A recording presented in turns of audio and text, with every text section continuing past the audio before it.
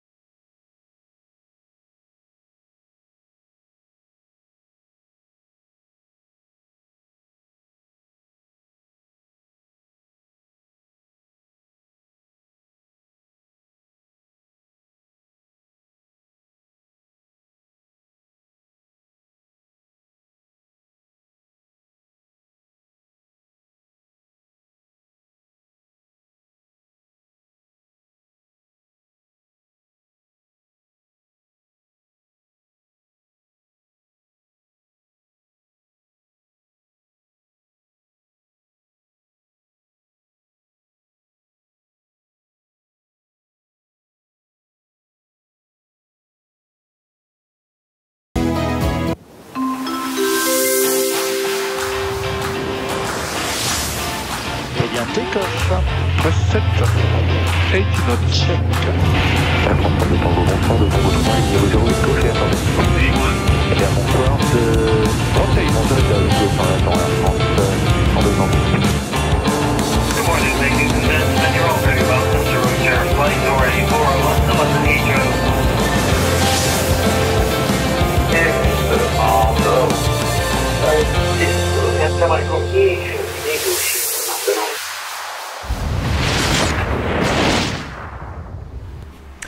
Bonsoir à toutes et à tous, salutations cordiales en ce mercredi, j'espère que vous allez bien, bienvenue au bar de la zone.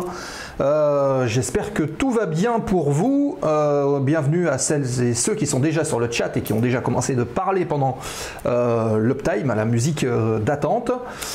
Bienvenue Seb59RX, comme d'habitude, l'équipe de modo de choc avec notre ami Alex, Claudie 1521 71, Mud159 qui est là également, bienvenue, merci à vous de votre fidélité, d'être présent quasiment à chaque édition de la zone aéro, ça fait plaisir. Alors ce soir, émission particulière, Mister Simu qui est là, les gens de la communauté de la simulation sont également présents, Mister Simu, et d'ailleurs Mister Simu ça va sûrement t'intéresser puisque on eut parlé fut un temps d'un pilote de long courrier, c'est la semaine prochaine les amis, le 15 juin prochain, avec une petite surprise au passage, vous verrez qui se passera ici au niveau du bar de la zone.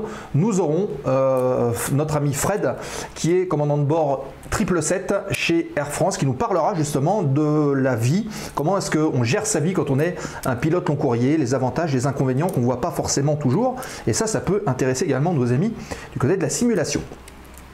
Voilà pour le programme, on va y revenir dans un petit moment. Voilà, je vous rappelle que pour soutenir la chaîne, comme d'habitude, vous avez différents moyens. Le premier, c'est l'abonnement, un petit sub. Ça se passe juste ici en dessous, par là en bas, avec le petit bouton sub. Et vous pouvez évidemment convertir votre Prime en abonnement. Si vous avez un abonnement Amazon Prime, et gratuitement, vous vous abonnez à la chaîne en suivant tout simplement ce petit lien qui s'affiche en ce moment même sur le chat. Voilà, donc merci d'avance si vous le faites parce que ça nous aide beaucoup à financer tout ce que vous voyez ici et ça chiffre très très vite.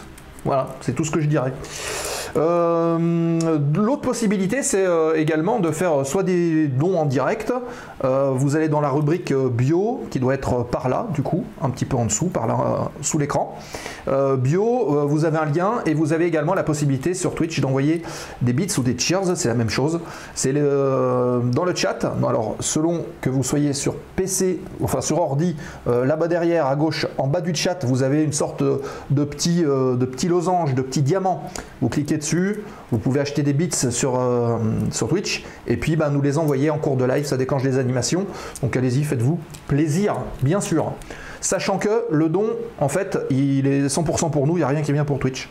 Donc si vraiment vous voulez aider la chaîne, privilégiez plutôt le don. Et on vous en remercie évidemment d'avance, bien entendu. Voilà, écoutez, si tant qu'on est là, on va vite fait aborder le programme à venir de la zone. On a dit la semaine prochaine, rencontre avec Fred, notre ami Fred Dollet, commandant de bord chez Air France sur Boeing 777. C'est un pilote de ligne expérimenté qui viendra nous parler justement de son métier.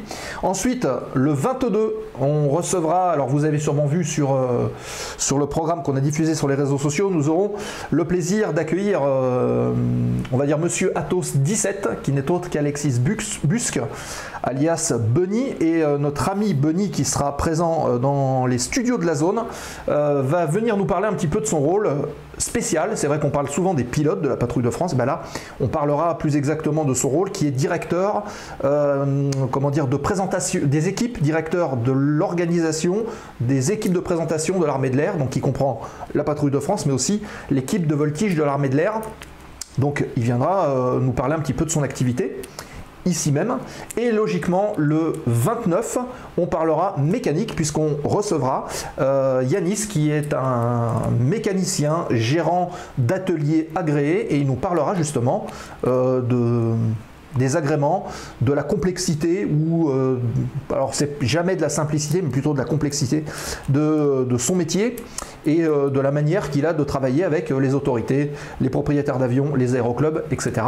Donc les amateurs de ce type d'activité, venez le 29, Yanis sera normalement avec nous.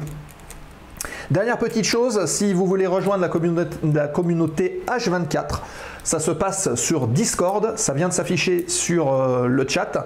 Vous cliquez sur le lien discord.gg qui s'affiche et vous viendrez gratuitement sur notre espace. Si vous êtes pilote, vous pouvez poster des photos. Si vous avez vu le film Top Gun Maverick, venez dire que vous êtes OK pour participer. On vous conviendra, on va vous convier plutôt.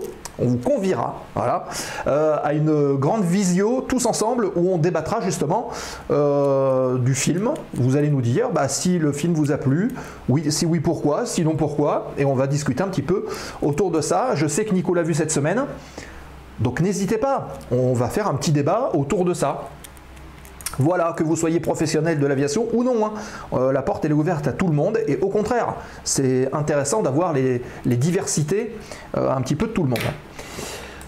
Voilà, il y a d'autres personnes qui nous ont rejoints sur le chat, je ne vais pas toutes les citer, je vous souhaite la bienvenue à ceux et celles qui viennent d'arriver. Je vous propose tout de suite de passer au sommaire de cette émission avec la première séquence, vous le savez, la séquence plan de vol.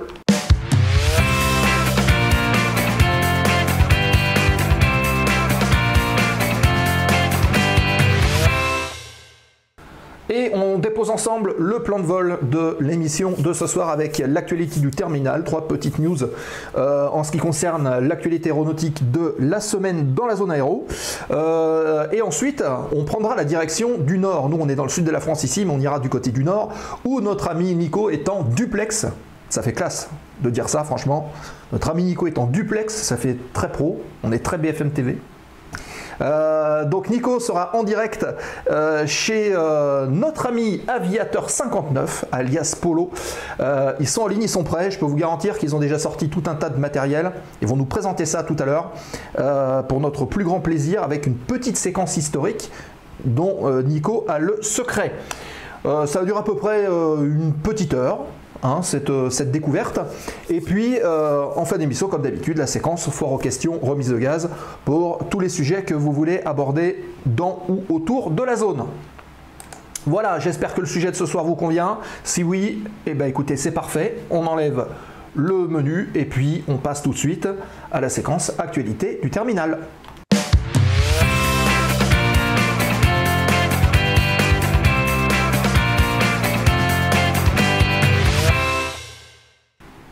La séquence actualité du terminal de ce mercredi soir, mercredi 8 juin. Alors 3 petites news pour ce soir et la première photo, vous le voyez ici, un Canadair CL415 rétrofit à voler. Alors rétrofit, qu'est-ce que ça veut dire les amis? Rétrofit, ça veut dire qu'on a repensé, si vous voulez, les équipements à l'intérieur et qu'on a modernisé, si vous voulez, on peut l'appeler comme ça, moderniser un avion. Alors ce que vous avez là justement, c'est un CL415, donc le Canadair que vous connaissez d'extérieur, et bien ça c'est l'intérieur qui a été complètement refait. Il n'y a plus les petits écrans à aiguilles qu'il y avait à l'époque, mais vous voyez, il y a maintenant 2 jolis écrans. Ce 415 modifié a volé le 30 mai dernier à Abbotsford et il est équipé de, vous voyez, de 3 écrans, c'est des écrans assez larges, c'est une ligne spécifique qui s'appelle la Collins Proline Fusion. Alors, ce que vous voyez justement sur les écrans, ce sont des écrans 3 écrans tactiles de 14 pouces, donc c'est quand même assez grand.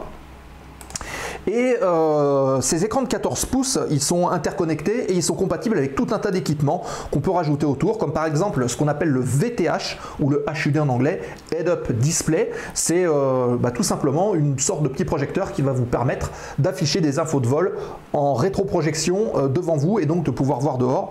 Et même, ils peuvent être équipés de JVN, donc les jumelles de vision nocturne, si besoin. Bon. En tout cas, ces équipements le peuvent. Donc, Ces équipements que vous voyez là vont être rétrofités sur les CL415 qui existent. Donc les Canadair qu'on voit aujourd'hui devraient passer à cette modernisation des équipements. Mais c'est aussi la ligne qui équipera les futurs DHC 515 dont on a déjà parlé il y a quelques émissions en arrière, si vous vous souvenez bien. C'est cette ligne Collins ProLine Fusion, c'est celle aussi qui équipe l'Airbus A220. On en a parlé il y a très peu de temps aussi. Et d'autres avions d'affaires, Beechcraft ou d'autres, qui sont aujourd'hui équipés ou rétrofités avec ce genre d'équipement presque dernier cri.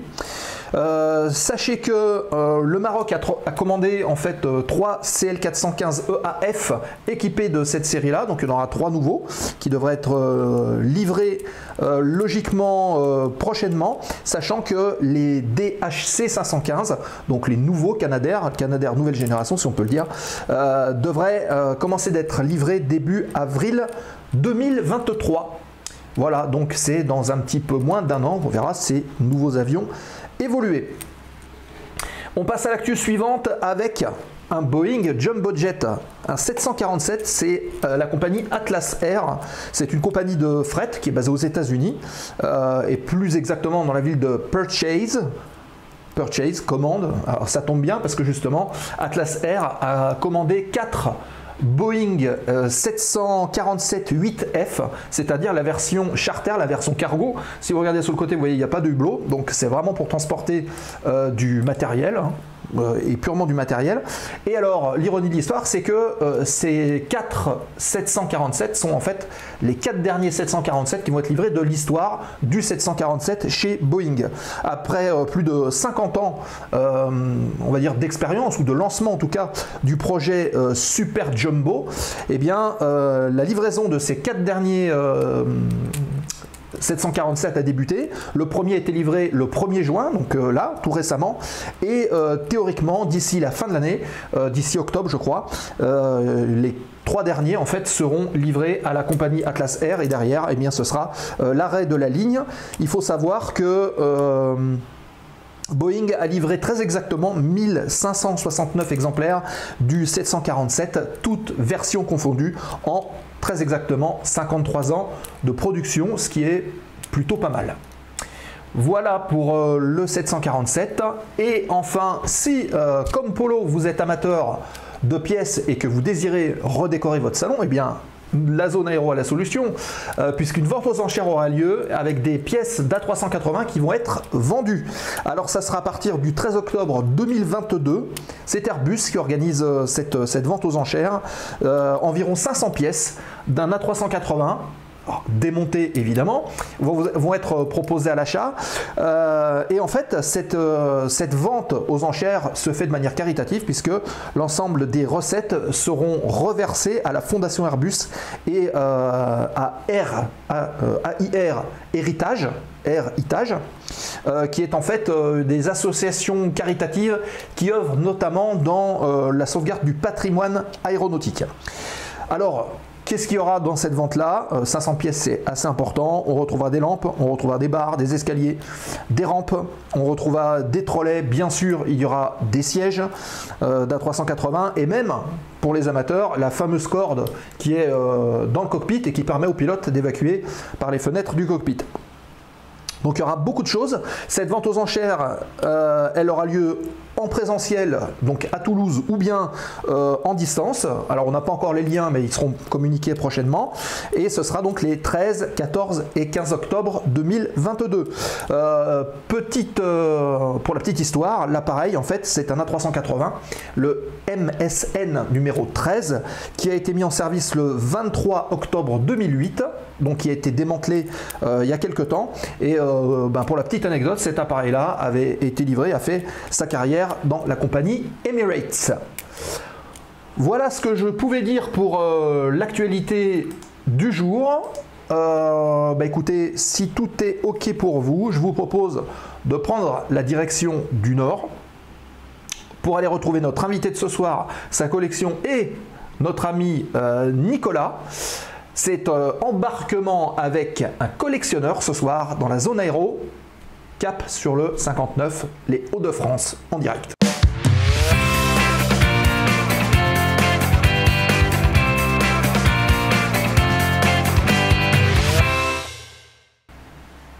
Et nous allons tout de suite retrouver notre ami Nicolas, qu'on avait tout à l'heure et qu'on ne voit plus. Alors Nico, est-ce que tu nous entends? Oui. Ah, alors on t'entend, mais par contre, on ne te voit pas. Je suis caché. Tu es caché. Je suis furtif. Ah, c'est peut-être le lien qui a changé. C'est pas impossible. Alors attends, bouge pas, on va te faire réapparaître tout de suite. Hop. Ouais, c'est ça. C'est le lien qui a changé. Hop, hop. Après les avions furtifs, les pilotes furtifs. Voilà. Voilà, c'est bon, on t'a retrouvé. Voilà. Bon, eh bien, Nico et bien, Polo. Donc, Polo, vous le voyez, Polo. sur votre écran, Aviateur 59, qui est sur le chat. On est en famille. Eh bien, bonsoir Seb. Ouais. Bonsoir. Ah bah. Commandant Duplex, merci Sébastien de nous donner donc l'antenne. Bah, c'est comme Alors c'est une première hein, pour l'émission. C'est une première, je crois, pour l'émission hein, de faire un direct comme ça. Faire un direct comme ça, oui. Ouais. Mais il faut un début à tout, donc c'est bien. À 900 bornes. Voilà. Je me suis équipé à la dernière minute avec une perche, avec des micro-cravates qui ne marchent pas. Donc tout va bien. Donc on est bien dans le nord de la France, avec mon ami Paolo. Bonsoir Seb, bonsoir à tous.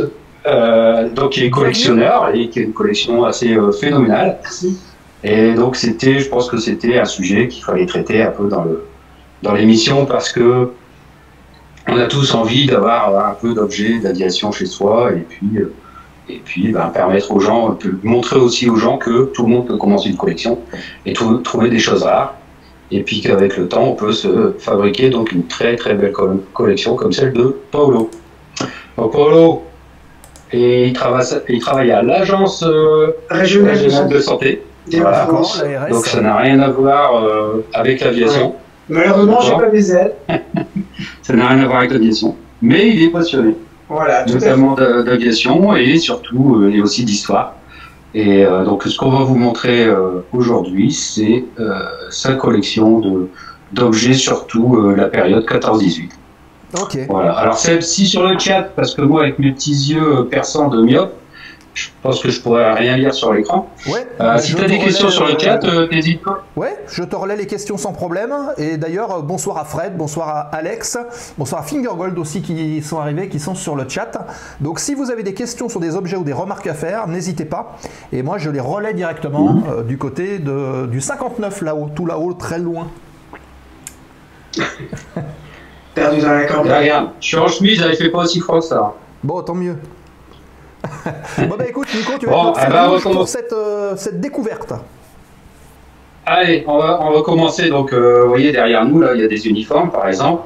Alors, excusez-nous parce qu'on n'a pas beaucoup de réseaux ou de trucs qui permettent. Donc, si ça coupe, n'hésite pas à nous le dire parce qu'on va bouger un peu, d'accord. Et bienvenue à Canon 32, nouveau follower. Bienvenue sur la chaîne de la zone. Tournez. Allez.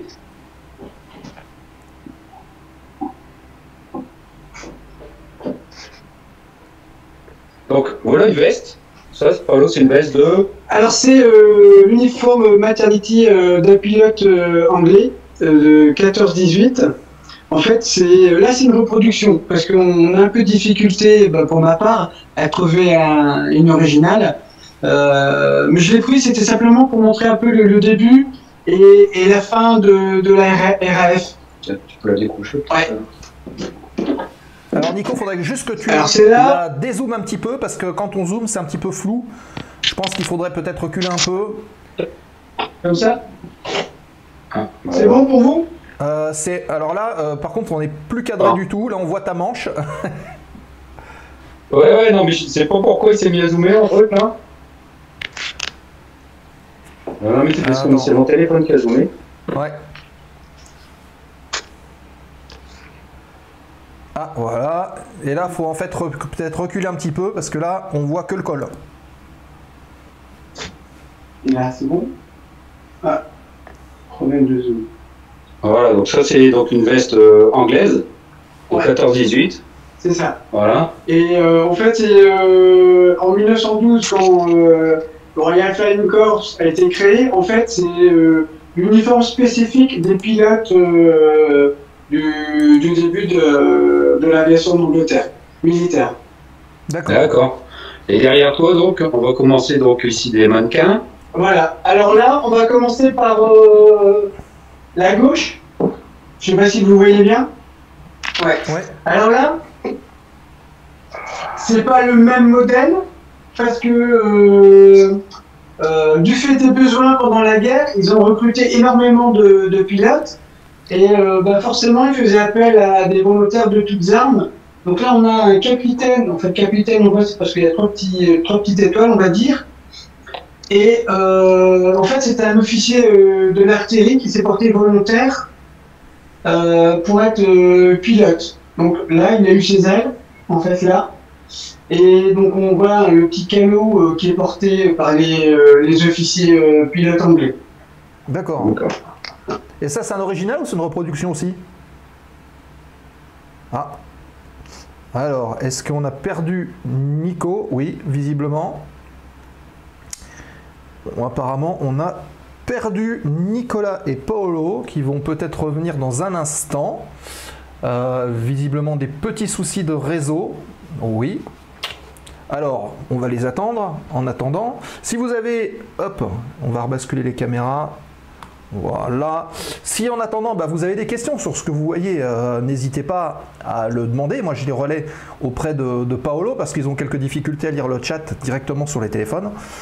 Donc, sans souci. Et si vous aussi, vous avez d'ailleurs des collections, si vous avez des objets particuliers que vous souhaitez faire partager, n'hésitez pas à les prendre en photo et à venir les poster sur le Discord qui s'affichait à nouveau sur le chat. Vous cliquez, vous nous rejoignez et n'hésitez pas à poster justement vos collections et tout ce qui va bien directement sur notre serveur Discord.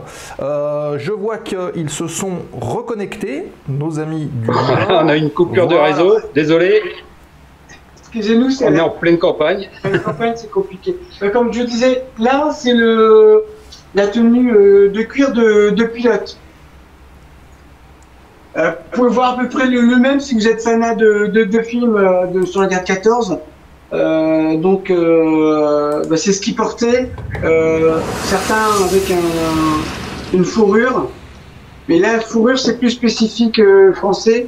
Et bon, il y a un grand as, Nico connaît, la Nohawker, qui lui... Ah, la Nohawker, ouais.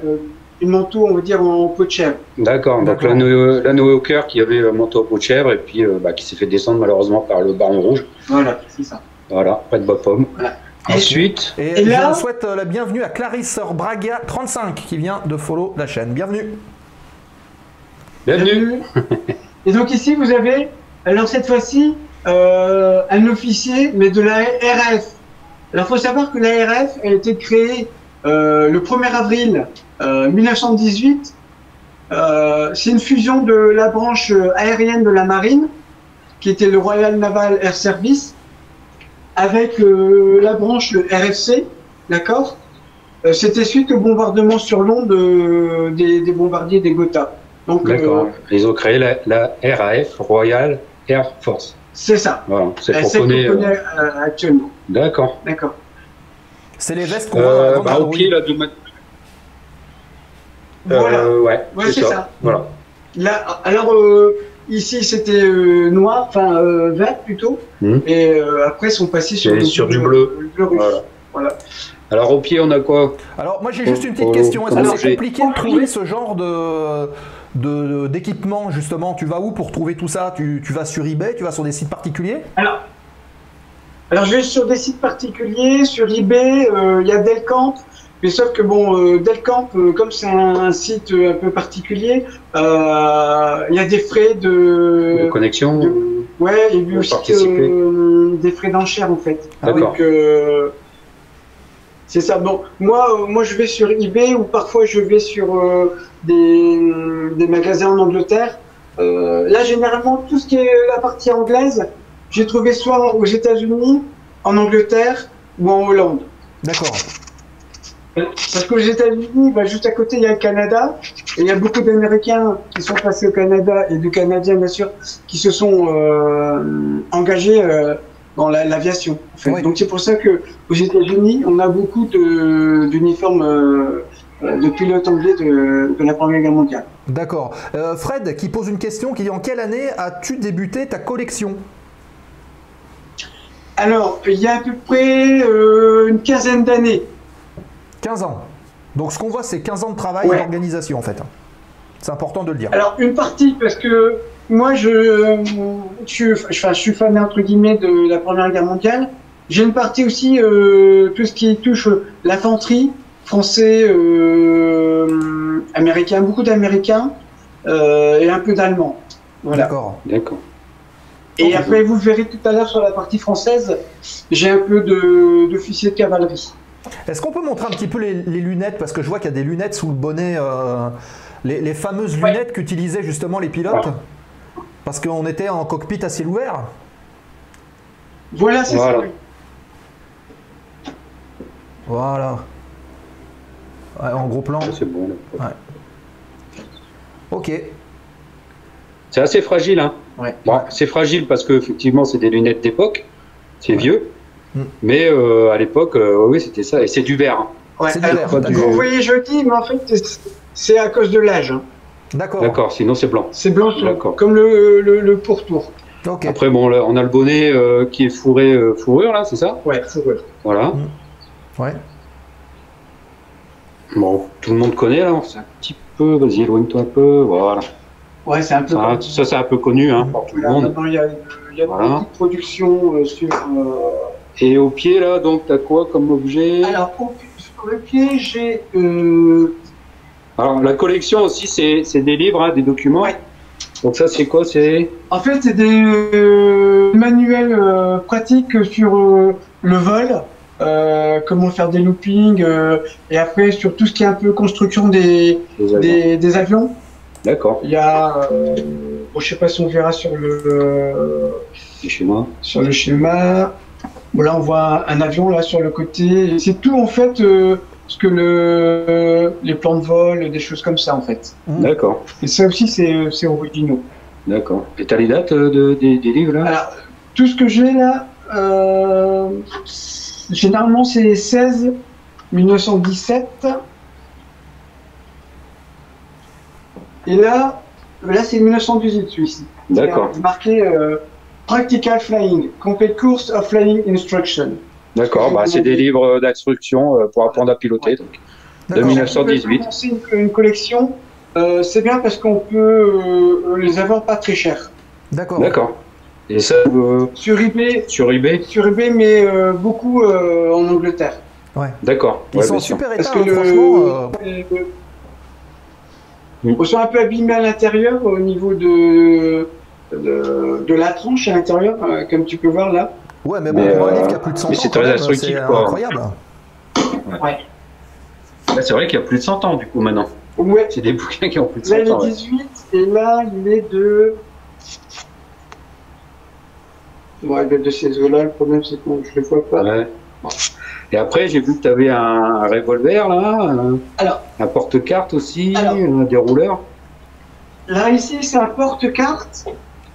Les pilotes le mettaient soit au niveau de l'avant-bras. Ah, d'accord, carrément. Comme, soit au niveau comme un peu dans Top Gun ou dans des films sur la cuisse. Sur l'aviation, sur la cuisse. D'accord. Et en fait, ici... Et la carte était enroulée sur les barres, là. Et tu... D'accord. Et là, bon, c'est un peu... il y a une petite boussole. D'accord. Je sais pas si... Si, on la voit. Si, on la voit bouger.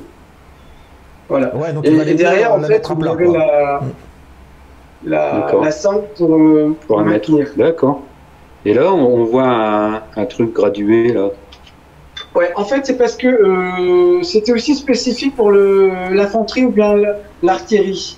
Et après, je sais pas, pour ceux qui connaissent un petit peu, s'il y a des anciens militaires ou bien ceux qui s'intéressent un peu, on peut voir le calcul des angles à 6 minutes, etc. Ah, d'accord. Ah oui, d'accord. En fait, c'est pour les mesures des cartes.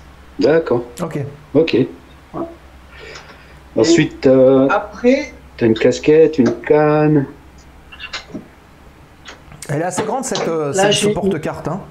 J'imagine que dans le cockpit, il n'y a pas beaucoup de place. C'est grand, ouais. Non. Non, ouais. Ça fait quoi, 20 cm 20 cm, ouais. Bon, à l'écran, ça fait grand, mais c'est un peu petit. Un peu comme moi. Enfin, je suis grand, mais je suis petit.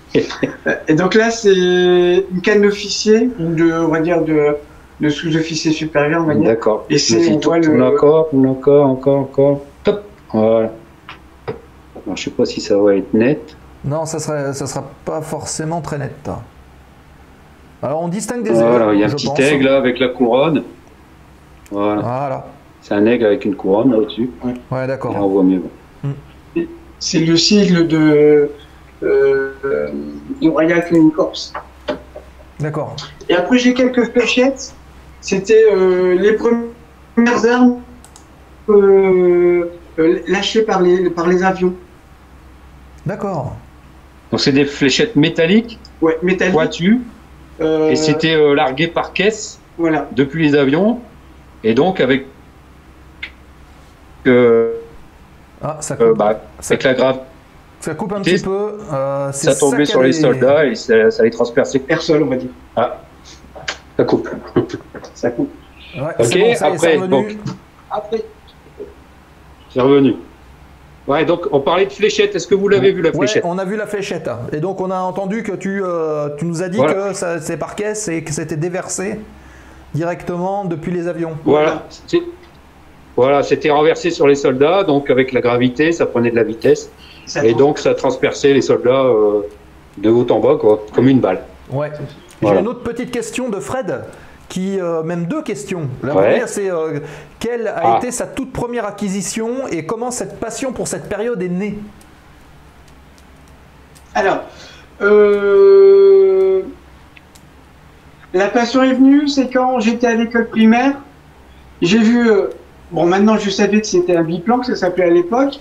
Et en fait c'était un biplan, ça doit être un anglais en fait, parce qu'il est passé au-dessus de mon école et à basse altitude. Et donc là j'ai vu qu'il y avait deux paires d'ailes. Mhm. Et je l'ai trouvé super et c'est comme ça que je suis tombé amoureux Des avions biplans.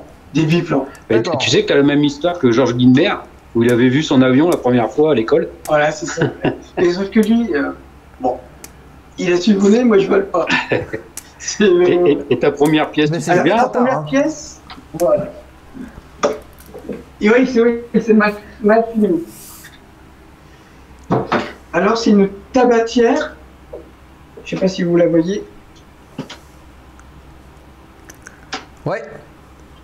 Oh, quoi. Oui, c'est net. Ah, ça disparaît. C'est quoi, c'est le téléphone? Donc c'est une petite tabatière où on voit le sigle, Et c'est l'aile.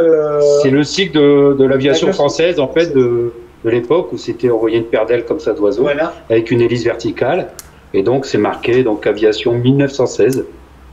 Donc Et voilà, c'est un truc. c'est fait en os. Ah, c'est fait en Ah os. oui. Ouais. D'accord. Et ça, Ah oui, donc en fait c'est les soldats qui Un peu, quand ils volaient pas, en fait, c'est une tabatière. voilà, ils sculptaient des objets. Il y a beaucoup d'objets Voilà. qui ont été fabriqués. C'est ça. Alors, pas seulement par les aviateurs quand ils ne volaient pas, mais aussi par beaucoup de poilus Ouais, qui donc, voyaient je pense passer que les c'est avions peut-être, dessus, qui faisaient ça, des ouais, comme objets. du coup, un mécano, un truc comme ça, Mm. qui passait le temps. D'accord. Et, voilà. Donc ça, c'est ma première pièce, en fait. D'accord. Ah, bah c'est intéressant, ouais. Ouais, et c'est une française. Un cocoï. Ok, bah super. Ouais. Tu l'avais acheté combien? Tu te souviens? Non, honnêtement, je suis désolé, Non. ça remonte à longtemps. Et l'erreur que j'ai faite, c'est que j'ai pas noté le prix des premières pièces, en fait. D'accord. Parce que c'est important éventuellement pour... pas forcément pour la revente, parce que généralement un collectionneur, ben, Il garde. il garde tout pour lui. Voilà, Ouais, donc voilà. ça marche. Alors, on va continuer derrière toi. Donc, on a vu l'uniforme ici. Donc, je montre à l'écran du RFC. Voilà. Donc, c'était un officier d'artillerie, tu m'as dit, hein, Ouais, c'est ça? officier d'artillerie. Voilà. Et donc, d'accord. Après, donc derrière toi, là, on arrive sur une partie donc de matériel allemand. On a une petite partie de matériel allemand. Donc là, ici, là, vous avez un... Ouais, c'est bon. Ouais, ça va. C'est un casque pour les pilotes. Pilote allemand. et D'accord. le deuxième homme de bord quand il y a pour sa biplace ou même triplace. Ça, c'est un original. Ça, celui-ci, c'est un original. Alors, Seb, je t'ai envoyé donc des photos noir et blanc. Oui. Tu peux voir le même type de casque là sur les pilotes. Ouais, alors attends, je vais. Pendant que vous le montrez, je vais le caler. Et je vous dirai quand je le mets à l'écran. Voilà, ensuite. Alors ensuite, bon, c'est une paire de lunettes. Ouais, Bon, c'est à d'accord. peu près du même style que celle que je vous ai montrée. D'accord. C'est une forme qui. Est-ce qu'il y avait un style allemand, un style anglais particulier? Non, c'était. Alors non, parce que. Alors, je bascule, hop, je vais montrer la photo, voilà. C'est celle-ci, Nico, je suppose. Voilà. Donc- Ouais, il y a celle-là, la suivante aussi, il me semble, mais là on voit bien le casque en fait qui correspond. Ouais. Parce que voilà, là Là, on voit ici, peut-être ouais. mieux là sur le pilote de Donc on le voit. gauche, sur le personnage de gauche. Ouais. Voilà. On le voit ici, ouais. Voilà. Alors tu peux mettre la photo suivante. Ouais. Je crois que c'est voilà. Donc là on voit donc un mécanicien qui est en train de recharger un avion en grenade à main. Voilà. Et donc c'est ce que Paolo, là tu peux repasser sur Paolo. Ok. Voilà. Ça, c'est une Voilà. repro. Et donc voilà, c'était le genre de grenade, hein, grenade typiquement allemande, hein, ce qu'on appelait les presses purées pendant la Deuxième Guerre mondiale. Et voilà, donc ça c'est une reproduction, ça. Ouais.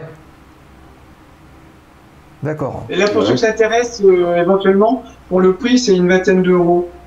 Ok. J'ai acheté ça à un Gag Lest. D'accord, C'est des répliques, en fait. d'accord.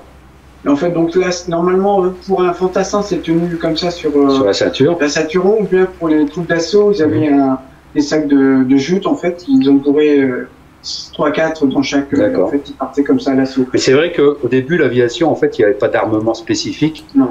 Donc ils utilisaient ce qui existait, des fléchettes et puis des grenades comme ça pour pouvoir faire la guerre. En fait. Ouais. D'accord. Et ça, généralement, souvent, c'était sur ce type d'appareil. Je sais pas si vous le voyez. Ouais, d'accord. En fait, ça, c'est un avion d'attaque au sol. D'accord, donc il était spécialisé pour attaquer les tranchées.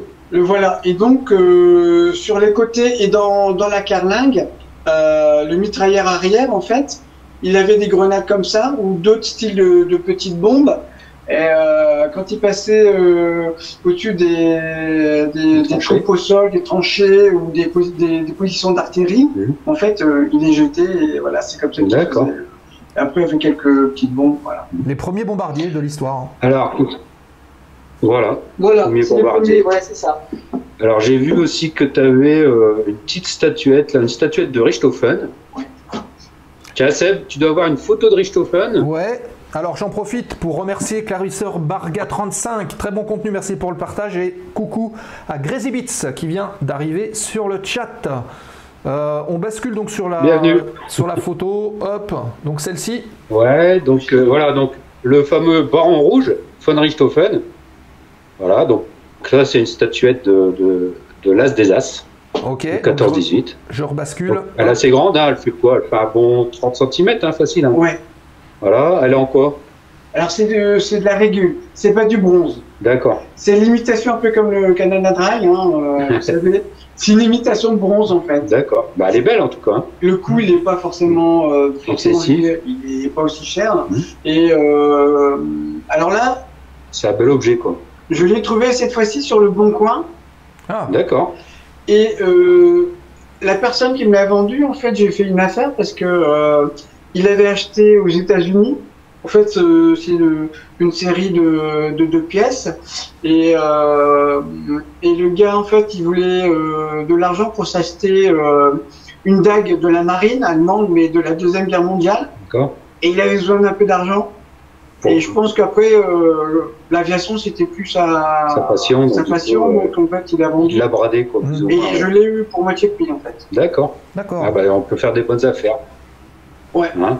Donc Ok. les sites, pour ceux qui éventuellement qui demanderont, il y a le Bon Coin, eBay, alors eBay Allemagne, Angleterre, USA. Bah, après le souci c'est que bon maintenant il y a des problèmes de frais de douane qui ont augmenté depuis 1 ou 2 ans. D'accord. Et parfois c'est un peu compliqué. Ouais. Ok. Ça marche. Et donc Après, qu'est-ce qu'on Nico, tu peux nous rappeler a vite fait, alors von Richthofen en quelques mots, qui était ce fameux Baron Rouge? Alors, le Baron Rouge, donc c'était un pilote allemand, il était hussard, il était Ulan, pardon, il était Ulan dans l'arme allemande.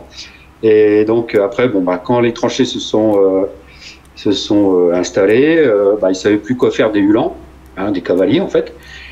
Et donc une partie de ces officiers sont partis dans l'aviation. Donc il a appris à voler et puis il a fait partie de la première escadrille, on va dire, de chasse allemande avec Oswald Bölke, d'accord, c'était son mentor.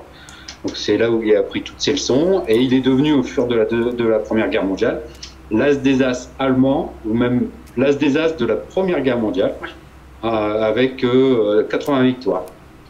Et von Richthofen, bon, tout le monde le connaît sous le nom du Baron Rouge parce qu'il peignait ses avions tout en rouge pour être reconnu des autres. Ok.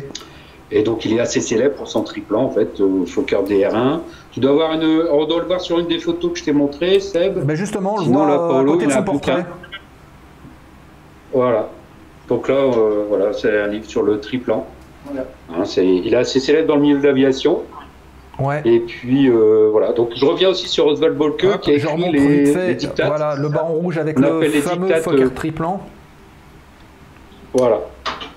Ok. Et donc son mentor, quand il a débuté, ce fameux Baron Rouge là, il a fait partie de l'escadrille d'Oswald Bölke, qui a établi les 10 lois en fait que le pilote de chasse doit obéir pour s'en sortir au mieux et être vainqueur de son convoi aérien. Et donc ces dictats, comme on dit, dictats de la chasse d'Oswald Bölke, est encore utilisé, je crois, aujourd'hui. Et il y avait une interview de Cunningham, un pilote américain du Vietnam, donc dans les années 70-72, qui avait fait référence justement à Oswald Bölke et à ses lois en fait de combat aérien pour voilà. Et là, tu voulais nous montrer donc. Alors là, ici, je sais pas si vous voyez. Ouais, là c'est bon. Là, c'est une reproduction d'un manche à balai. D'accord. C'est la partie haute. D'accord. Alors ici, forcément, on tient de cette façon-là. Ouais. Ici, vous voyez, il y a deux petites gâchettes. Pour les mitrailleuses. C'est les mitrailleuses. Soit on tire comme ça, une mitrailleuse sur 2 tirs, ou on appuie sur les 2 gâchettes et les 2 tirs simultanément. Et après ici, il y a remise des gaz et réduire les D'accord, donc il y avait la manette des gaz qui était sur le manche à balai de la. Voilà. Il y avait 2 manettes des gaz, une sur le côté. D'accord. Certainement en vol où c'était plus facile. Et après certainement en convoi aérien où ils utilisaient la manette des gaz. Voilà. Là c'était plus facile. Voilà. Tant comme ça en convoi aérien parce qu'on tourne la tête, on cherche. Ouais, puis en virage, quoi, il faut tirer sur le manche à 2 mains et tout. Il y a un peu de prix, des choses comme ça, des figures aériennes. D'accord. Et donc ça c'est une reproduction. C'est une reproduction. D'accord. Alors, il y a Glazy Beats qui demandait est-ce que tu as des combis des premiers vols stratosphériques? Je pense avoir la réponse déjà. Ah, c'est pas la même période, donc on n'en a pas. On n'en a pas. Si je me souviens bien, les premières combinaisons, en fait, c'était. J'avais vu des photos où les pilotes, ils avaient une espèce de bidon, de scaphandre, de bidon sur la tête. Là, dans les années 30, je crois, 20 ou 30, ils avaient commencé déjà à faire des records d'altitude. Voilà, et alors ce qu'ils avaient en fait, c'est qu'ils avaient une bonbonne d'oxygène avec un tuyau qui venait directement dans la bouche. Ah, Paolo a quelque chose à nous montrer là-dessus. Alors je ne sais pas si on peut le voir. Bon. Ah oui. Alors, pour le D7, c'est cet avion-là. D'accord, donc ça c'est le manche à balai du Fokker D7. De cet appareil-là. D'accord. Voilà. Et ce que illustrait Nicolas, en fait, j'essaie de le trouver vite fait. Sur la BD de... C'est vrai que plus ils étaient hauts, en fait, au départ du combat, en fait, plus ils avaient d'énergie potentielle pour pouvoir fondre sur leur proie, sur leur victime. Donc c'est à celui qui était le plus haut qui avait le plus de chances de gagner, en fait. Ouais. Et c'est vrai qu'à l'époque, ils mettaient... Donc les Allemands, ils mettaient une espèce de masque parce que il faisait très très froid. Et ils avaient juste un tuyau qui passait par la bouche pour respirer de l'oxygène, pour être alimenté en oxygène. Mais hop, ici on voit un sac et un élément qui fait l'oxygène pour le pilote. On voit le tube et après il y a un masque et il y a le tube dans la bouche. D'accord. Mais si vous voulez le voir, Il faut Il y a acheter des photos hein, et sur internet, on peut trouver Ouais. des photos, j'ai pas mis là, mais. Vous achetez la BD De Romain Hugo, fait de la pub pour Romain Hugo, qui dessine très bien les avions. Hein. Je sais pas Et- s'il y a du monde qui connaît là, qui Bah, nous vous le écoute. verrez justement comment les pilotes allemands à haute altitude faisaient pour respirer. D'accord. Et c'était dangereux parce que si une balle va taper dedans, ben, ça pouvait. Bah, d'accord, ok. Ensuite, on va passer à la partie française. Alors, qu'est-ce que tu Voilà. as nous Alors, montrer? ici, vous voyez bien ou pas? Parce qu'il fait un peu. Oui, ça Ouais. va. Ouais. Alors là, c'est l'évocation d'un officier, des premiers officiers Pilote français. pilotes français à partir de 1914. D'accord. Avant 1914, il existait des pilotes militaires qui étaient brevetés pilotes militaires. On les reconnaissait parce que ils avaient une aile avec une petite roue dentée ou une étoile. Mhm. Ça, c'était pour dire qu'ils appartenaient bien à l'aviation militaire. D'accord. Là, un peu comme ce qu'on disait pour les Anglais, il y a eu beaucoup de demandes après de pilotes, ce qui fait qu'on a fait appel aux volontaires et beaucoup, soit d'officiers de l'artillerie, de l'infanterie, et notamment, comme disait Nicolas avec Richthofen, il y avait beaucoup d'officiers de cavalerie, en fait, avec les tranchées, Mhm. mais en fait, il n'y avait plus de gloire, entre guillemets, à prouver. Et en fait, ils se sont dit, un cheval, un avion, c'est peut-être la même chose. Oui, d'accord. Et donc, beaucoup d'officiers de cavalerie se sont... Retrouvé dans l'aviation. voilà. D'accord. Il y avait notamment Nagesser qui était... bon, lui, il était... En fait, ce qu'il y a, c'est que chaque aviateur gardait son uniforme d'armes d'origine. voilà. Ah, donc C'est pas du- voilà, de hussards, d'artillerie. Alors, Seb, tu dois avoir une photo noir et blanc, tu vois des pilotes français avec différents uniformes, avec différentes couleurs. Oui. Alors, hop. Notamment là, c'est un officier dragon. D'accord, donc là, l'uniforme que tu montes, c'est un officier dragon. D'accord. Et pour les reconnaître, en fait, ils avaient, alors je ne sais pas si on voit, Une sorte de brassard. ils avaient un brassard avec, voilà, Polo est en train de l'enlever. Donc, pour reconnaître que c'était des aviateurs, voilà, ils avaient un brassard avec le, voilà, là c'est bien, Un dragon avec avec des ailes. l'insigne de, Et une de hélice avec des pilote. ailes. C'est une Voilà. ouais. Donc ouais, si tu peux montrer la photo, Seb, Ouais, avec là les voilà. différents pilotes. Ça c'est les Anglais, donc tu vois, c'est un peu, ils ont un peu les mêmes trucs. Plus tard, voilà. Donc là on a les pilotes français. Et si on voit bien, il y a des uniformes plus ou moins sombres, hein, plus ou moins clairs. Ouais. Et donc au centre, on voit René Fonck. Et ils avaient leur propre uniforme de leur arme d'origine qu'ils gardaient. Et pour les distinguer comme pilotes, on leur mettait un brassard avec l'insigne de pilote. Et après, il y a... Tu peux rebasculer sur nous. Ouais. Voilà. Après, ça c'est con. En fait, ça, il y a des bijoutiers qui ont fait... alors, je sais pas si ça Tiens, s'appelle mets-le là. un charognard. Je sais pas si vous le voyez. Ouais. Ben, c'est En le fait, charognard c'est un bijou. qui a été l'insigne de l'armée de l'air et de l'espace aujourd'hui. Ah, ça a coupé. Voilà. Voilà, c'est Ah, ça. c'est Sur bon, les c'est calots. revenu. Et bon, à l'époque, je sais pas s'il appelait charognard. Les Ah. pilotes, C'est revenu. que les pilotes offraient soit à leur famille... C'est un bijou fantaisie à l'origine, Voilà. d'accord, que Et, les pilotes offraient. D'accord. voilà. Et après, ils se sont dit, comme ils n'avaient pas d'insigne, ils ont dit, certains pilotes prenaient ça et l'agrafaient sur Sur l'uniforme. sur l'uniforme. D'accord. Et ça, c'était jusque 16-17. Et à partir de 1917, ils ont créé vraiment un insigne Typiquement, typiquement aviateur. Le D'accord. macaron qu'on connaît bah, c'est aujourd'hui. la signe. Voilà. Voilà, c'est ça. Avec les ailes et puis l'étoile au-dessus. Voilà. En fonction de l'arbre, il y a quelque chose qui change. D'accord. Voilà. Ah, bah, voilà. Et alors, pour ceux qui voudraient entamer une collection, il faut faire très attention avec cet insigne-là, parce que derrière, il y a un numéro. Ouais. Forcément, c'est par rapport au nombre de brevets qui ont été faits. Donc là, celui-là doit être de 12 720. Il faut D'accord. savoir que pendant la guerre, on va dire le grand maximum, ça a été jusqu'à 19 000, 20 000. Et au-delà, D'accord. c'est de l'après-guerre, donc 19, 20, 22, 23. D'accord. Donc, si dans une brocante, parce qu'on trouve aussi des choses dans les brocantes, Voilà. vous trouvez cet insigne de l'armée de l'air dans la brocante, si vous avez un chiffre derrière en dessous de 20 000, 19 000, on va dire, Pour être sûr à 100%, pour être sûr, si c'est en dessous de 15 000, Ce on sera peut être sûr que c'est un insigne d'époque. Voilà. Ah, d'accord. Sauf que maintenant, il faut faire attention parce que les petits malins, Qui ils arrivent à faire Des repros. Voilà. Ok.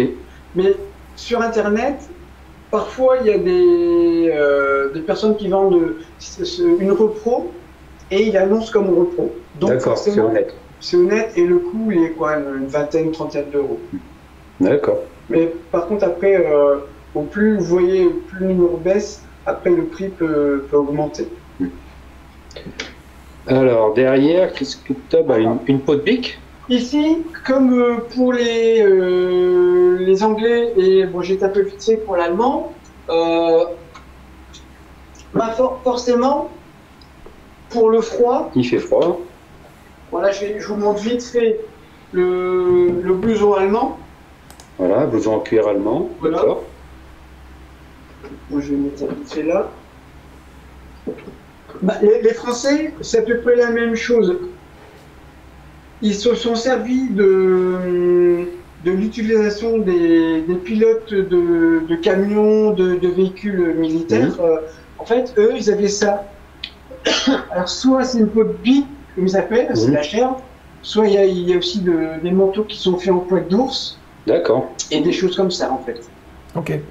Donc là, c'est bon là, malheureusement, comme c'est un effet parfois civil, c'était pas estampé avec un cachet militaire. Ouais, donc on peut en trouver, mais est-ce que c'est vraiment de l'aviation d'époque? Voilà. Après, peut pas si savoir. vous voulez vraiment, si Vous allez dans un magasin pour les femmes, vous achetez un manteau de fourrure.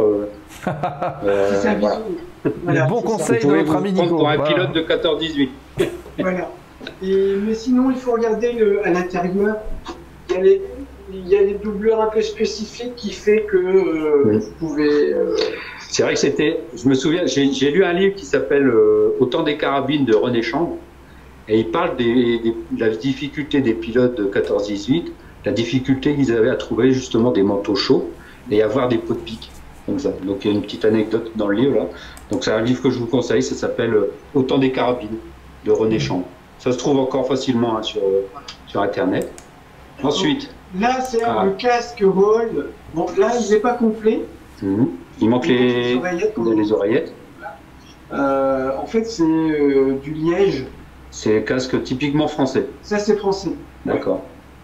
Après, bon, les Anglais, enfin les Français, ils ont pris aussi un peu le modèle du bonnet de vol en cuir, fourré, etc. Mais en fait, finalement, que ce soit allemand ou français, le casque était vraiment au début de la guerre. Et après, ils sont tous revenus à des bonnets, comme on a vu tout à l'heure, en cuir. Voilà, c'est ça. Mais tout au long de la guerre, en fait, ça c'est des casques qui ont été créés pour les premiers pilotes civils. D'accord. Berriot et D'avant-guerre. etc. En fait, ils ont créé des casques comme ça. D'accord. Et les militaires à l'entrée de guerre, forcément, ils ont puisé chez le civil, entre guillemets, pour équiper leurs pilotes. D'accord. Et d'ailleurs, C'est on pour peut ça que- voir, si c'est du liège, que en fait, la vocation initiale des casques, je pense, était plus une vocation thermique qu'une vocation de protection contre des obus ou ce genre de choses. C'est un peu anti-choc, mais vite fait, grosso modo, hein, ça absorbe un peu les chocs. Par exemple, si, Et surtout léger, parce que tiens, regarde. brusque, boum, Tu peux montrer, tu as un casque allemand, un casque lourd allemand. Oui. Alors les Allemands, eux, de temps en temps aussi, ils emmenaient des casques, le casque allemand. Hein, Ouais. Alors là, comme je vous ai montré tout à l'heure un avion d'attaque au sol, donc vous voyez ici la mitrailleuse, et parfois le mitrailleur, soit il avait le casque comme celui-ci, soit il avait ce casque-là en fer. Parce que comme il volait à basse altitude, Eh oui. ils pouvaient être atteints par les projectiles de l'infanterie.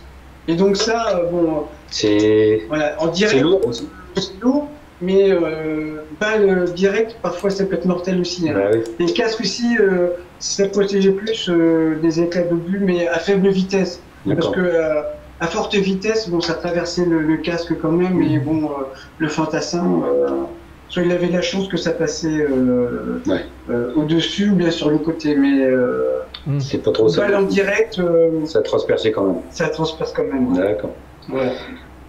Donc, la suite, qu'est-ce qu'on a derrière Là, on arrive donc aux uniformes pilotes américains. Ouais, alors je... Vas-y, fini, ouais. 2 secondes.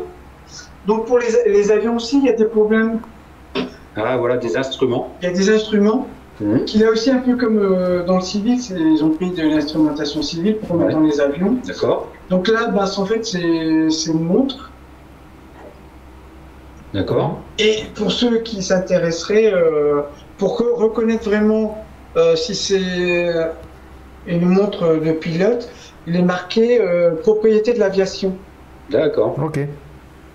ou de Comme ça, l'aéronautique. de l'aéronautique. Ouais. Il y a la marque LIP qui est célèbre. Mhm. En fait, ils ont fait des montres et en fait, là-dessus, vous pouvez voir LIP et propriété de l'aviation civile. D'accord. Et l'autre instrument, c'est quoi alors? Et là, en fait, c'est un. Là aussi, il est marqué aviation militaire D'accord. et c'est un baromètre altimétrique. Voilà, bah, c'est simplement un altimètre. Ouais. D'accord. Et donc, c'est gradué en mètres? C'est ça. Attendez. C'est une question que je me suis pas posée.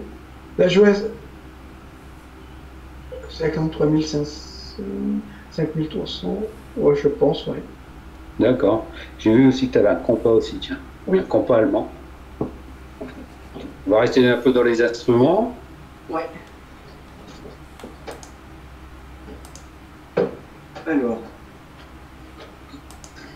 Alors, Seb, là, je t'ai mis une photo d'un cockpit de triplan. Ouais. Voilà. Donc là, c'est un compas. Ouais. Ouais. C'est un compas de navigation qui était, donc c'est allemand, et qui était dans le cockpit. Et si tu montes la photo, on verra Voilà. que en fait, il était. Alors, c'est pas celui-là, c'est l'autre suivante en couleur. Ok. Attends, hop. Oui, c'est bon. Voilà. Voilà. Alors, je sais pas si vous voyez là, juste devant le siège, Ouais, il y a à côté cet de la instrument. poignée. Donc, le compas. Ok. Voilà, juste devant. Donc c'était là, sur un petit support au niveau du plancher, pour lire le cap en fait à suivre. Et c'est une boussole qui flottait, hein, donc c'était pas comme on le connaît maintenant dans un conservateur de cap relativement stable. Là ça devait bouger, avec la pluie aussi, ça devait être un peu dur à lire, Mais il y avait du liquide aussi, hein, Mm. sur certains trucs. comme dans les boussoles. C'est ça. Et donc au niveau des instruments aussi, tu as une magnéto. Voilà. Donc Seb, si tu peux remontrer la photo juste avant du cockpit en noir et blanc. Ouais. Hop. Voilà. Voilà. Donc là, on est dans un cockpit. Alors, juste au bord du cockpit à gauche, vous avez un petit instrument noir avec une petite manivelle. Mm. Hein, donc, bah, ça, c'était les magnétos. En fait. En gros, qui est La manivelle ici. qui est Là. tombée. Et là, tu peux repasser sur nous. Ah, t'es en train de montrer, ouais. Donc, juste en dessous, là, en Ah dessous ouais, du carré que donc- t'as mis. Ici, là. On va le Ouais. mettre ici. Ouais, c'est vraiment. Voilà, c'est ça. Donc, Celui-là. voilà. Donc, ça, c'était les magnétos, en fait. Ouais. Voilà. Et donc, bah, Paolo, il a aussi, donc, voilà, c'est cet instrument-là, magnéto, Bosch. Ok. Et donc, c'était dans les Albatros D5, Fokker. Ouais, tout ce qui était Voilà. à dire. Et il fallait tourner la manivelle pour faire de l'électricité et puis fournir l'électricité pour les bougies, en fait. On met le contact. Là, il est cassé. Bon, on va pas décoller aujourd'hui. Non. C'est dommage. Ouais. Il faisait beau. Donc, voilà pour les instruments. Et donc, tu en as encore un autre. Deux petites secondes, c'était aussi pour Ah. différencier. Parce que là, pour les Français, il y avait l'insigne, l'aile sur le col. Ouais, Mais pour ceux qui connaissent un peu les grades dans l'armée française, c'est soit sur les manches, ouais. mais hormis le brassard, Mhm. eux, les Allemands, en fait, ils mettaient Des épaulettes. sur les épaulettes. Et parfois, sur les photos, on voit des aviateurs qui ont des épaulettes avec l'aile et l'hélice. D'accord. Ça, c'est on dirait un lieutenant. D'accord. Et pour les non-officiers, l'épaulette est verte en tissu et l'aile et l'hélice en couleur rouge en fait. D'accord. Donc, et parfois pour ceux qui étaient en poste dans soit les ballons dirigeables ou bien les ballons saucisses, s'il y avait un L pour le Luft. D'accord. Voilà. Ok. Alors j'en profite pendant cette petite intermède pour rappeler au chat que si vous avez des questions particulières sur des objets que vous avez pu voir, si vous voulez savoir comment ça fonctionne, n'hésitez pas à poser la question et évidemment nos interlocuteurs seront un plaisir de vous répondre. Voilà. Donc là on arrive sur les uniformes américains. Ouais. Hein, donc l'Amérique qui est entrée en guerre en 1917, d'accord, qui n'avait aucune aviation.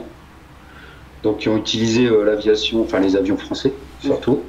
Après au niveau de la langue, pour ceux qui parlaient un peu français, ils étaient un peu répartis dans les escadrilles françaises. Mais comme c'était surtout anglais, il y en avait aussi dans les escadrilles anglaises. Voilà. Et après il y a eu la fameuse escadrille Lafayette, qui a été créée avec donc des pilotes américains, enfin des soldats américains qui s'étaient engagés dans la Légion étrangère pour se battre contre les Allemands et qui ont après pu créer cette escadrille Lafayette. Et c'était la première escadrille américaine de guerre. C'est ça. Et un des pilotes allemands, américains, pardon, c'était Louis Berry. Ouais, Raoul Louis Berry qui était franco-américain. Franco-américain, et en fait c'était le premier as américain de l'histoire de l'aviation. Sauf que lui, au début, il était donc sous commandement français. Et après, les Américains, quand ils sont entrés, comme disait Nico, en 1917, ils ont créé leur propre corps aérien. Et en fait, beaucoup de Français qui servaient parmi les Français, en fait, sont passés dans l'aviation américaine. Quand ils étaient sous-officiers français, ils sont passés parfois avec le grade d'officier américain. D'accord. Mais il y a certains Américains, comme tu disais, Nicolas, qui étaient dans l'aviation anglaise, qui n'ont pas voulu servir dans l'aviation américaine, parce qu'ils disaient que bon, il y avait un souci, je ne sais plus pourquoi exactement, mais ils préfèrent rester avec leurs compagnons d'armes anglais ou français, malgré le fait qu'ils pouvaient intégrer l'aviation américaine. Voilà. D'accord. Parfois avoir un rang d'officier, parce qu'il y avait certains qui étaient sous-officiers jusqu'au bout, mais ils voulaient rester soit avec les Anglais, soit avec les Français. D'accord. Bah, c'est vrai qu'au début, en fait, les Américains n'avaient pas beaucoup de matériel. Il y avait même des avions qui n'étaient pas armés parce qu'ils n'avaient pas ce qu'il fallait. Donc c'est vrai que c'était un peu difficile pour eux. Donc c'est pour ça qu'ils préféraient rester, parce qu'au moins dans les escadrilles françaises et anglaises, au moins ils avaient des avions armés et puis c'était de la bagarre tous les jours, quoi. Alors là, je vais vous montrer, c'est un livre moderne, entre guillemets. C'est une escadrille, c'était la 95e, là, si je ne dis pas de bêtises, 95e Aérosquadron. D'accord. En fait, je vous montre le livre, c'est pour étayer un peu ce que disait Nicolas. Là, c'est un Newport français, donc un Newport 28. Il n'était pas très apprécié par les pilotes français.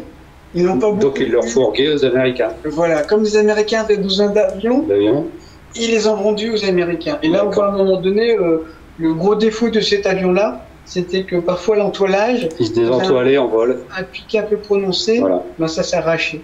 Ah. Et après, les premiers pilotes, quand ils ont piloté ces avions et qui ont survolé le front, en fait, les Français avaient livré l'avion sans l'armement.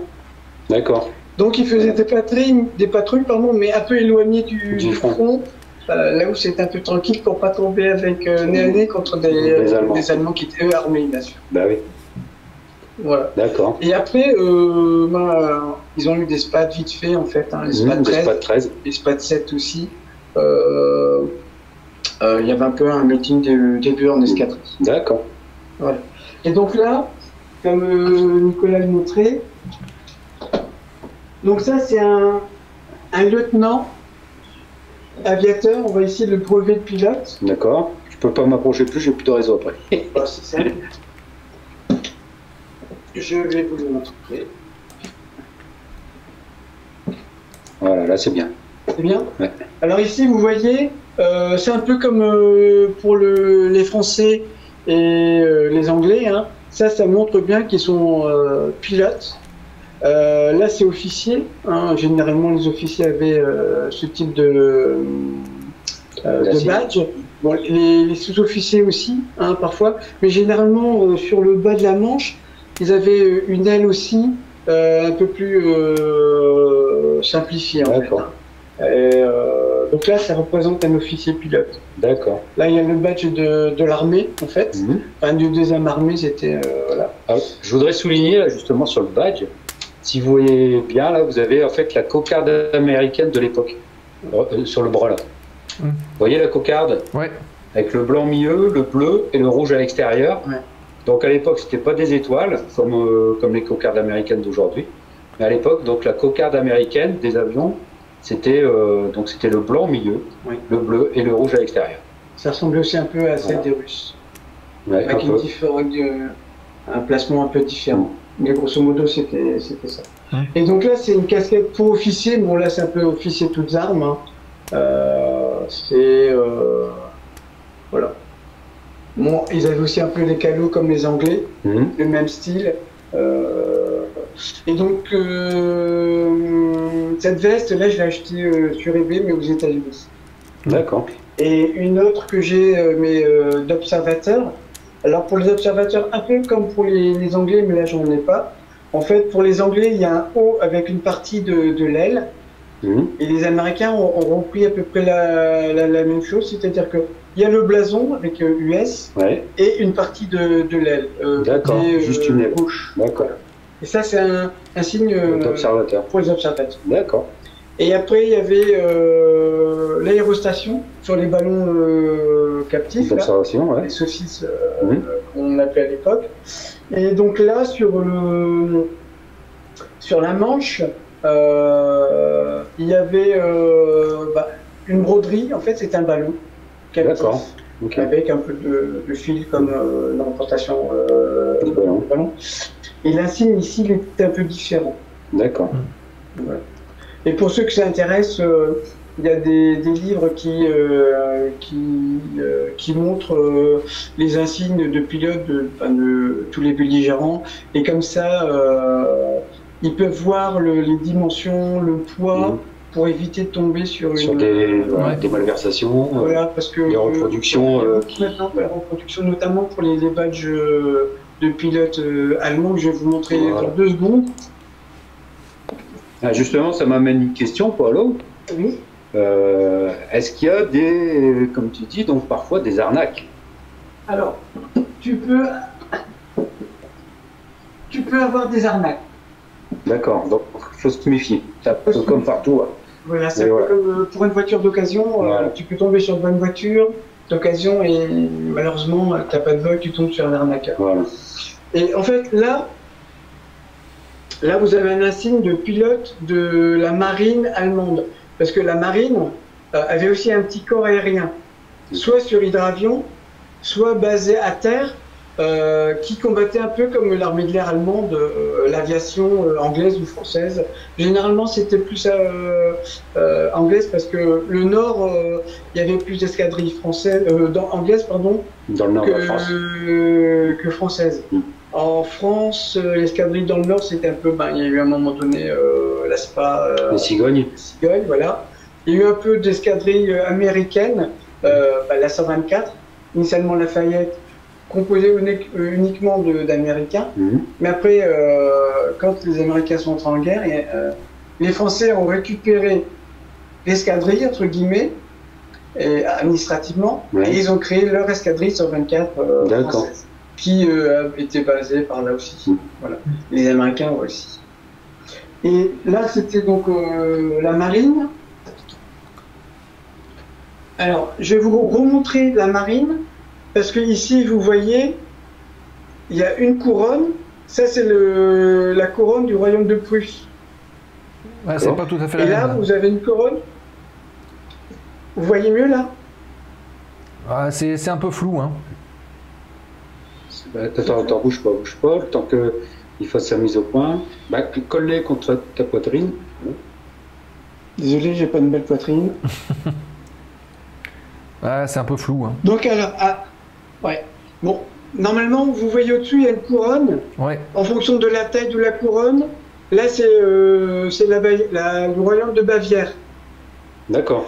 Parce que généralement, en Allemagne, l'empire de Prusse, en fait, administrativement, l'aviation était rattachée à cet empire, on va dire. Mais la Bavière, comme c'était un des gros royaumes qui composaient l'Allemagne de l'époque, on va dire, ils avaient un corps aérien. Et donc, pour dissocier la Prusse de la Bavière, en fait, il y a la couronne qui est différente, qui est plus épaisse. D'accord. Et il y a aussi la petite croix qui est au-dessus, qui est un peu plus grande que celle qui est à droite. Donc là, c'est bavarois, et là, on va dire c'est prussien. Ça marche. Et donc ça, le brevet, le pilote le portait là, soit un peu plus bas parce qu'il avait la croix de fer ici, ou bien simplement le brevet. D'accord.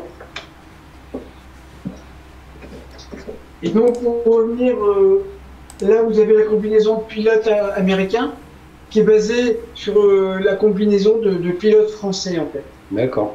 Sauf que là, ce modèle-là, il a été confectionné aux États-Unis. Et là, si vous voulez aussi, pour ceux qui voudraient commencer une collection, il y a l'étiquette du fabricant. Vous voyez marqué aviation et il y a la date. D'accord. 1918. Donc, généralement, on peut vérifier, il y a toujours une étiquette. Pareil. Et là aussi, comme sur d'autres livres, hein, il y a beaucoup maintenant de magazines qui traitent sur l'uniforme. Et vous pouvez tomber sur des articles sur les uniformes de l'aviation, que ce soit allemand, français et américain, avec le détail pour éviter de tomber sur une bidouille. D'accord. Voilà. Ok. Bon. Et ben voilà pour la majeure partie de tes beaux objets. Voilà. Je pense que là, ça fait combien de temps? Je pense que ça fait une bonne heure quand même. Oui, c'est ça. C'est ça. De visiter ta collection. Voilà, donc là, il y a un beau triplan aussi moderne. Hein, ça fait partie d'une collection aussi. Pas d'époque, mais bon, c'est un bel objet. Et pour ceux qui voudraient commencer, mais sans forcément commencer par les uniformes, on peut collectionner les ouvrages mécaniques. Les livres anciens, oui. Ou je collectionne aussi tout ce qui est magazine ou petits livres d'histoire de l'époque. Par exemple, là, il y a une petite collection d'ouvrages sur Guilmer. Voilà. Hein, si tu peux montrer la photo de Guilmer, je pense que je l'avais mise. Alors, hop. Il faut juste que je la retrouve. Je pense que c'est ça. Hop. Voilà. Voilà, donc Georges Guilmer, qui était à l'époque, parce qu'il s'est fait descendre en 1917, en septembre 1917.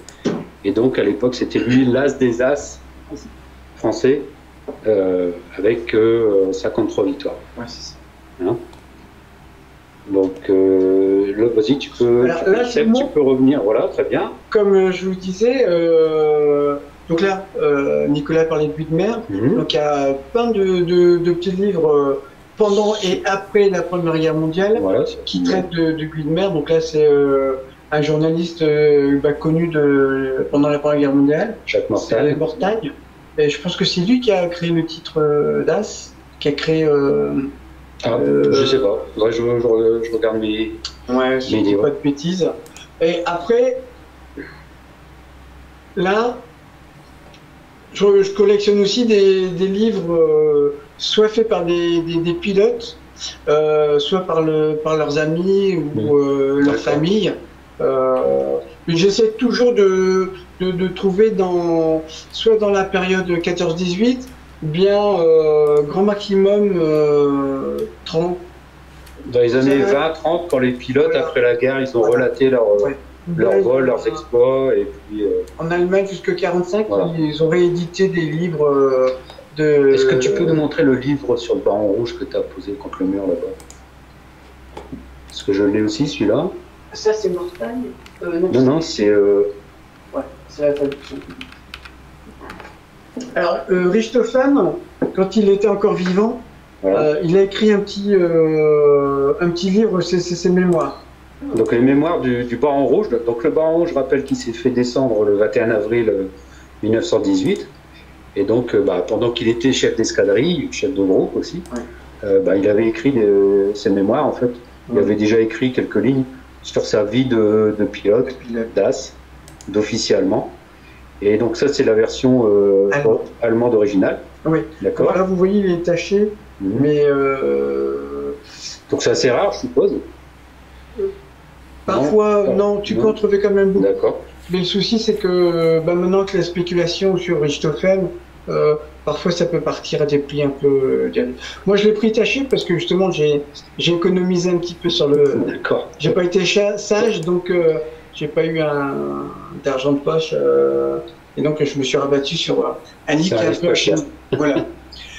Et donc, oui, excuse-moi. Tu as la traduction en français, le Corsaire Rouge. Donc ça, c'est la version française qui a été éditée après la guerre. Donc ça s'appelle le Corsaire Rouge. Et donc ça, c'est écrit par Manfred von Richthofen. Voilà. C'est traduit un peu de... Voilà, c'est la traduction. Voilà. Et ça, c'est un bon commencement, comme on disait, pour commencer une petite collection. Les livres, c'est un bon début pour collectionner, se mettre dans l'ambiance de l'époque. Parce que c'est, je veux dire, c'est au niveau prix, c'est abordable. C'est abordable que, par exemple, sur les uniformes. Après, parfois, il faut avoir du coup de bol, parce que là, le truc là, je l'ai eu pour 400 livres, mais parce qu'il est un peu abîmé. Et je pense que les collectionneurs, ils devaient partir en vacances parce que en fait, on était très peu à enchérir là-dessus.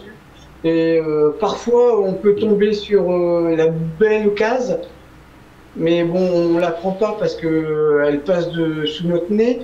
Et un mois où...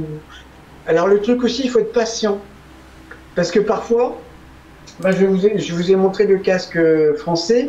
Là, ces 3-4 dernières années, j'ai essayé d'en avoir un, mais les prix, c'était astronomique. C'était combien à peu près? Dans les 1400 €. 1400 € un casque français. D'accord. Voilà. Et là, la semaine passée, une enchère, je l'ai remportée et je l'ai eu à 750. Bon, c'est un peu cher, mais on peut l'avoir un peu moins cher. Ça dépend en fait si ceux qui sont intéressés par ce type de vêtements, de choses comme ça, soit ils l'ont déjà, donc ils vont pas enchérir, soit ils veulent parfois en avoir plusieurs. D'accord. Mais en fait, il faut être patient. Il faut être patient, il ne faut pas se jeter sur le premier truc qui vous plaît à 3000 € quoi, par exemple. Et c'est pour ça qu'il faut prendre des bouquins. Parce que parfois, ils vous donnent la cote. La cote. Bien se renseigner sur Internet aussi. Parce que là, c'était le centenaire dernièrement, on va dire. Ça a dû exploser un peu au niveau des prix. Les prix ont explosé parce que je vais vous donner un truc, mais qui n'a pas relation avec l'aviation. Les casques Adrien, je vais vous le montrer tout de suite. Voilà, là, c'est pour l'infanterie, mais vous avez aussi, c'est un peu rare pour l'aviation.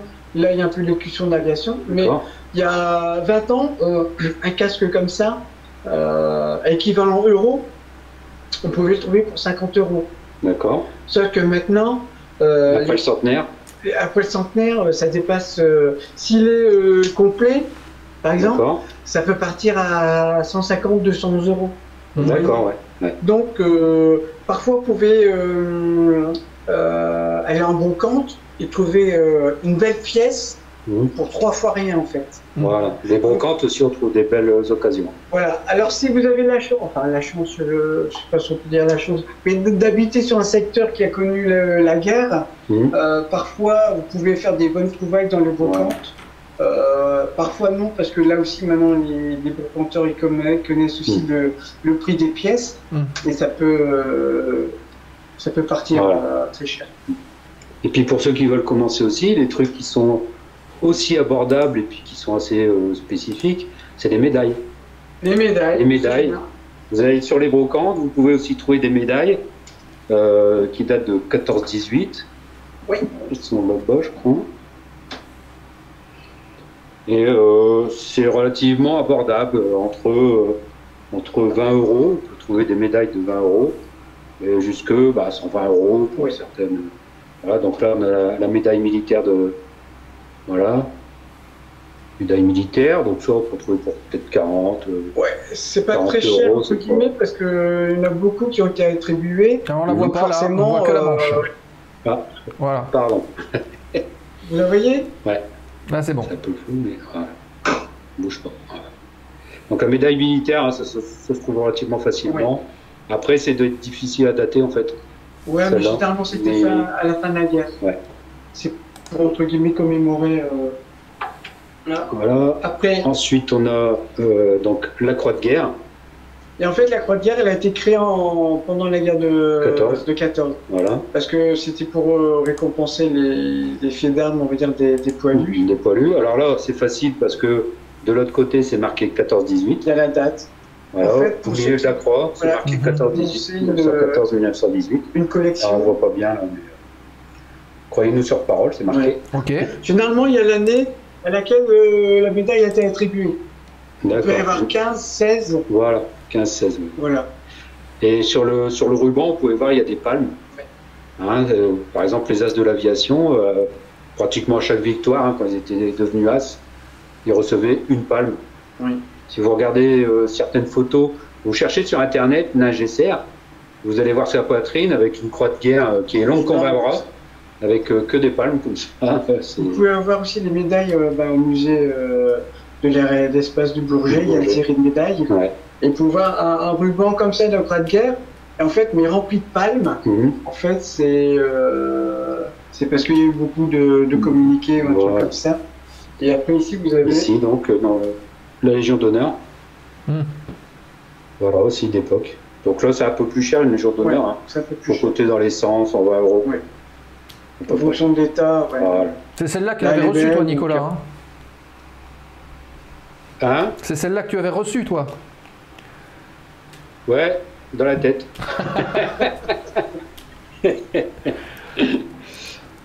Donc la Légion d'honneur, et puis donc ça c'est à moi personnellement, donc je les avais achetés pour reconstituer en fait les décorations de Georges Guilmer à une certaine époque. Voilà pour la collection de Paulo. J'espère que ça vous a.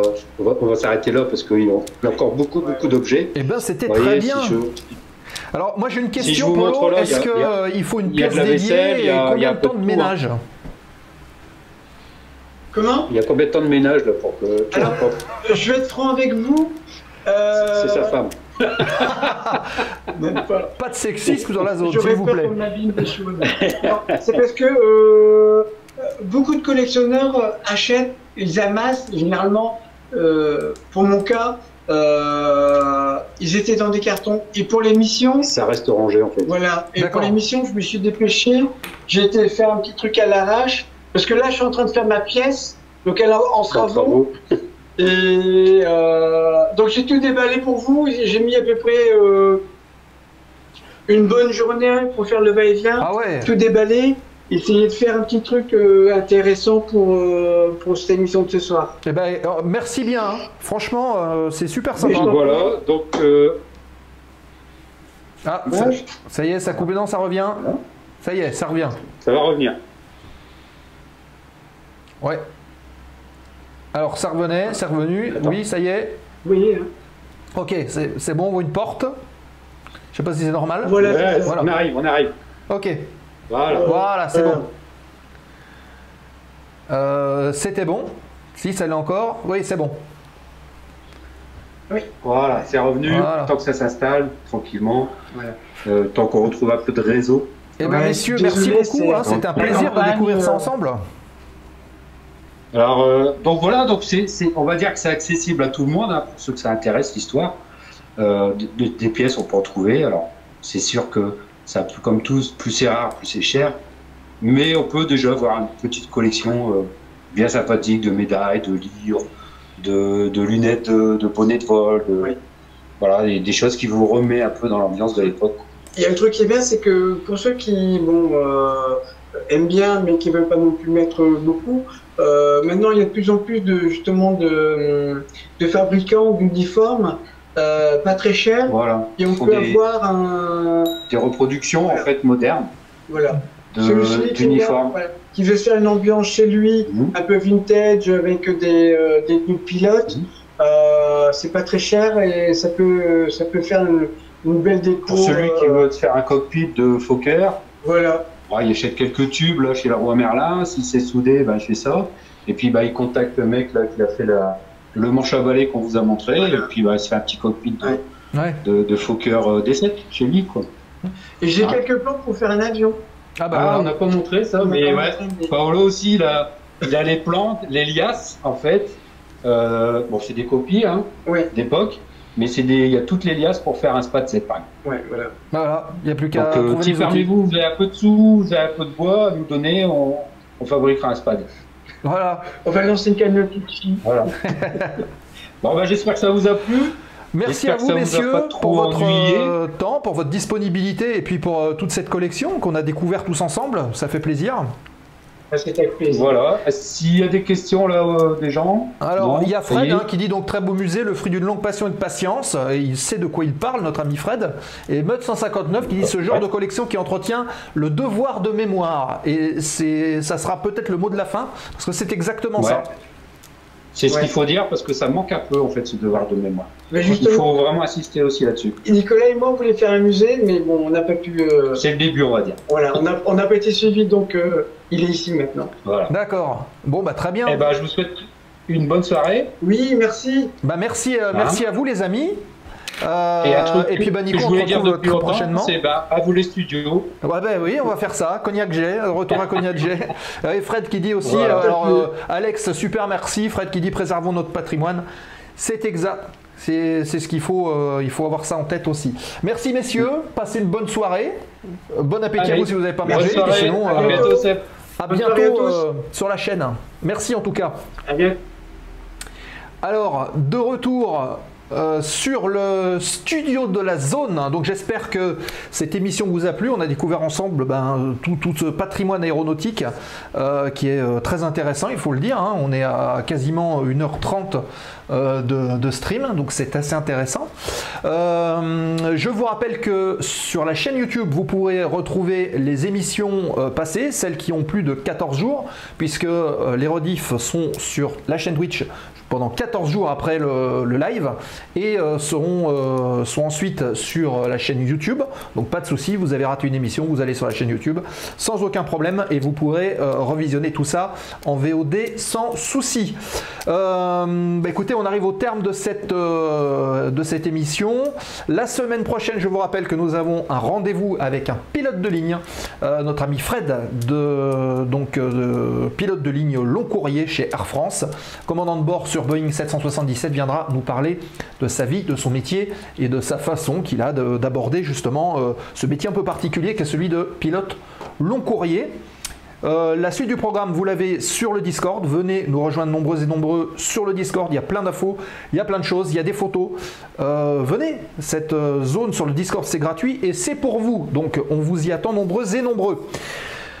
On va lancer le générique de fin dans quelques instants. On va pas faire puisqu'il est déjà 22 h, on va pas faire de fort aux questions ce soir. On va lancer le générique de fin et je vous propose de rester ensemble.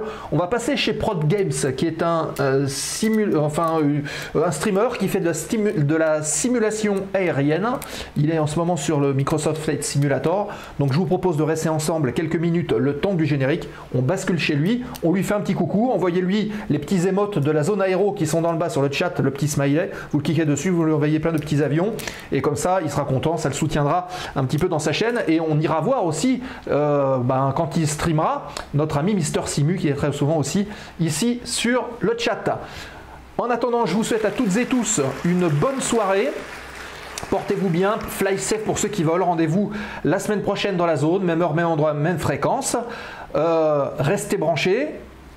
On envoie une minute de générique et on bascule tout de suite sur Prod Games qui nous fait du simulateur. Passez toutes et tous une bonne soirée. Ciao, ciao.